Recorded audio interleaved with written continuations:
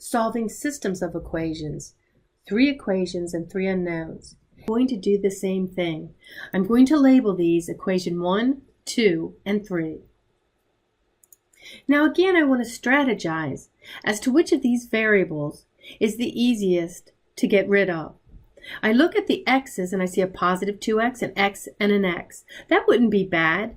I would probably take equation 2 and equation 3 together and just multiply either one of them by -1, and that would make the x's go away.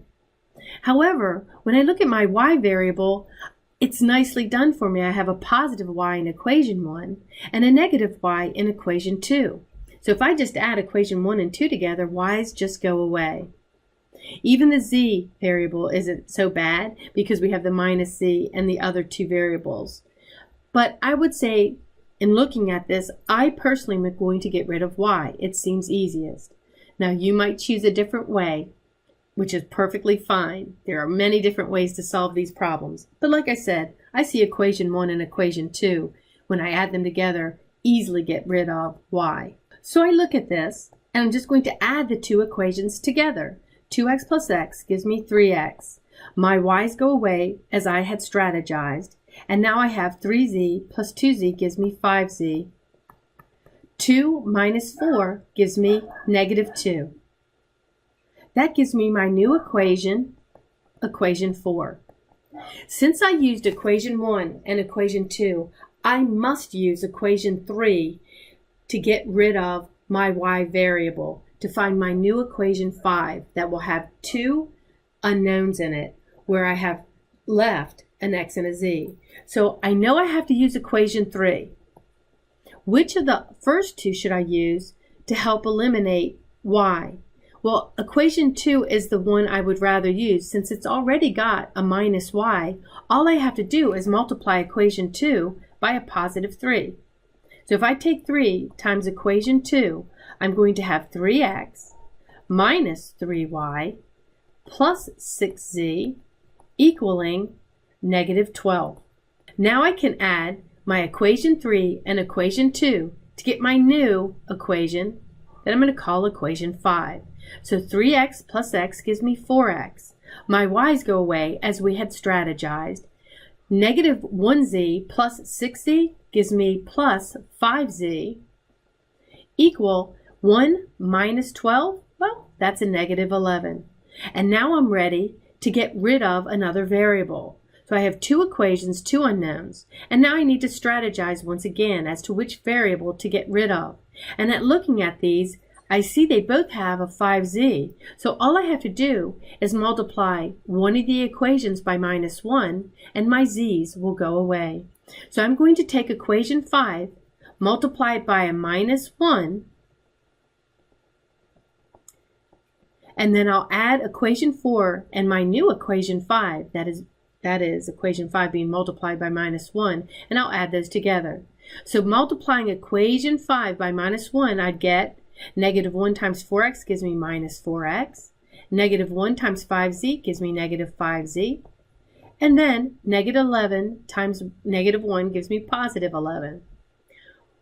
Our z's cancel as we had hoped, and I get 3x minus 4x gives me -x equal 9, because -2 plus 11 is 9. Since I'm solving for x, x is going to equal -9.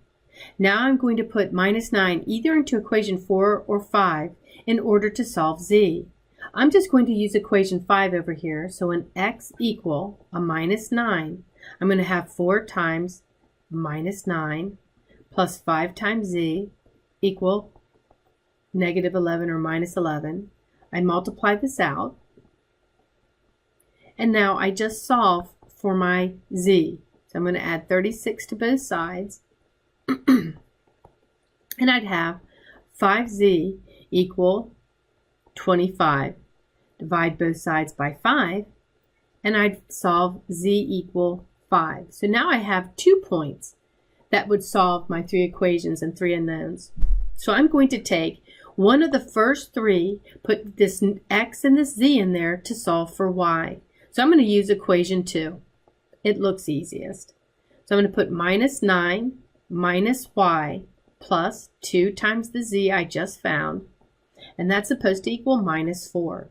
So negative 9 minus y plus 10 equal minus 4. So negative y plus 1 equal minus 4. I get negative y equal minus 5. Well, I want to solve for y, so y would equal 5.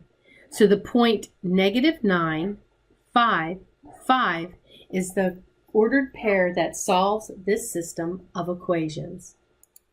Now we're going to look at a problem. It was problem 10 on our worksheet, where we have an infinite number of solutions. We have a dependent system.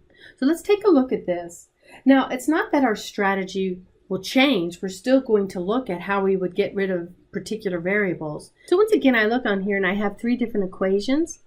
So I call this one equation 1. Equation 1. This one's equation 2. And equation 3. And I'm looking at what would be the easiest variable for me to get rid of. And I would say it's probably y in looking at these, because I have a 1y and I can work with that. Otherwise, I have a 2x and a negative 7x, a 16z and a 4z. So I kind of don't want to work with those. So I'm going to take equation 1 and equation 2 and get rid of y. So the way I would get rid of y is I'd have to multiply equation 1 by minus 2. So when I added those two equations, y would go away. So I'm going to say equation 1 times minus 2. That would give me negative 2 times negative 2x is negative 4x. Negative 2 times a positive 1y is negative 2y, equaling, and negative 2 times a negative 3 is a positive 6. And then I take equation 2, and I just write it. So equation 2 is 2y plus 16z equal minus 18. My y's go away, and I'm left with x's and z's. That's my new equation 4. Now, I'm going to take equation 1 and equation 3. Since I used equation 1 and equation 2, I have to use equation 3. So equation 3 has to be in there. So I'm going to take equation 1 and multiply it by a positive 3 so that, once again, the y's go away, since I determined that y was the variable I wanted to get rid of. So I take equation 1 and multiply it by 3. I would get 6x. 3 times y is a plus 3y. There is no z term, and 3 times a negative 3 is a minus 9. I'm going to take equation 3 and this new equation 1 and add them together. So I get negative x plus 4z equals a minus 3. This is my new equation 5. So I look at equation 5 and equation 4, and which of the variables is easiest to get rid of? Well, I'm going to go with equation 5 and multiplying it by a minus 4. So minus 4 times equation 5, because it would make the x's go away.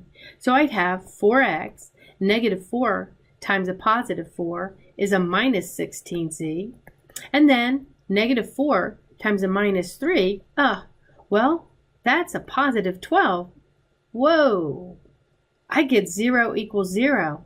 What that is telling me is that no matter what x and z are, this equation will always be true, because it always comes out to be a true statement. And if that's true for x and z, then it's also going to be true for any x, then any y will work, because if any x will work in this one, then any y will. So when we get an answer like that, there are an infinite number of solutions.